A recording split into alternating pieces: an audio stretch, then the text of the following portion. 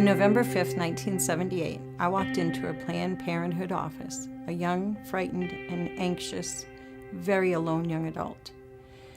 I felt trapped, and I believed an abortion was my only choice, the only way out of the mess I had created.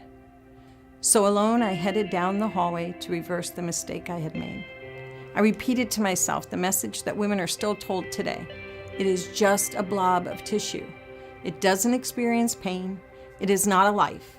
It will rob you of your future, of the plan you have for your life. It will soon be over, and you can move on. As I laid on the table, tears gently rolling down my cheek, I told the nurse, "I've changed my mind and I can't do this." I then heard the sound of what I can only describe as a vacuum beginning to hum in the room with me. The nurse said, "It'll be okay." She patted my hand, and with that I received an injection and was asleep. I wish I could tell you that my abortion story ended on that day. The truth is, it did not. The post-abortive experience is something no one ever shared with me, nor share with women today. What really happened that day? I walked into Planned Parenthood a frightened, naive, and trusting young lady with a problem, an unwanted pregnancy, a baby. I exited a deeply wounded 18-year-old woman filled with anger, remorse, and regret over the loss of my child. A child I didn't want, and yet would never be able to forget. I would now process my life through a filter clouded with guilt and shame.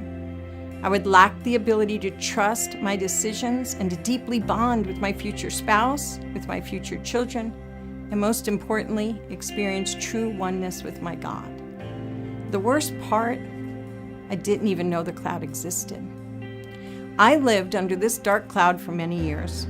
I continued to make decisions that were not in my best interest, emotionally, physically, or spiritually. Eventually, I would join a 12-step program, and after many years of sobriety, I began a spiritual journey searching for meaning in my life. I found that meaning on July 26, 2009, when I gave my life to Jesus Christ. I began to walk by faith and became more obedient to the call of Christ on my life. It was through this obedience that led me to inquire about a volunteer position at Oasis. Through the confidential application process, I learned that volunteers who have had an abortion are required to attend the Forgiven and Set Free study. I initially thought, this was a silly requirement. After all, I am a believer. I have a personal relationship with Jesus and had already placed the sin at the foot of the cross. He has already forgiven me. Well, I wanted to volunteer, so I agreed. Little did I know what I had signed up for. When I arrived the first night of the Forgiven and Set Free study, I was riddled with anxiety and found it difficult to even get out of my car. Wait, did I not say I was forgiven? How could it be that this event so long ago still had a hold on me? How? I now know that the enemy still had a stronghold. I was not fully healed. I was not free at all. Deep down, there were painful truths I had never claimed, therefore, had never truly let go of. The truth is, the baby inside my womb was not just tissue. The it was my baby, and she had a heartbeat. More difficult was learning that a baby, my baby, in the womb does experience pain. You see, my baby absolutely was a life that from inception needed a parent to provide nurturance, protection, and a home. I now believe at inception the home is inside the womb, and at birth it's outside the womb. Yes, these are difficult truths, but please do not feel sorry for me. Because of His word, clearly laid out in this study, I accept all these truths today without experiencing condemnation, without experiencing shame, and without regret.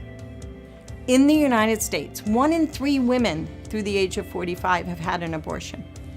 We are the girl behind you in the checkout and the mom sitting next to you in the bleachers. We participate in church service, we serve on committees, and we sit in Bible studies, maybe even sing in the choir. Many believed the lies I was told. Many are operating under the dark, invisible cloud I operated under for so many years. You see, the enemy, he doesn't have many tricks. He uses the same ones over and over to destroy the lives of believers and non-believers. The good news, through God's word, the enemy is handily defeated. By supporting Oasis, you will shine the light of truth into our culture of darkness. By supporting Oasis, you will mend wounded hearts.